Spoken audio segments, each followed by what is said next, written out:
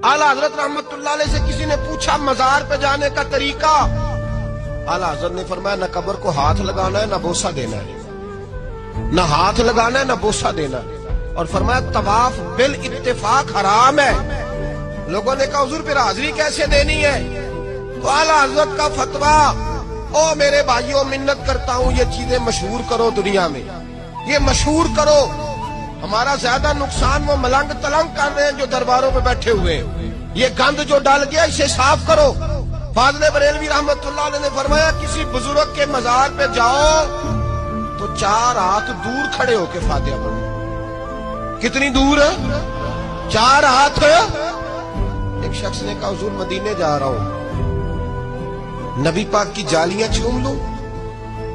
क्या क्या जवाब है बरेली के इमाम का, कमाल कर दिया। लोग तो यहाँ कहते हैं ना जाली चूमनी है, चूम लूं?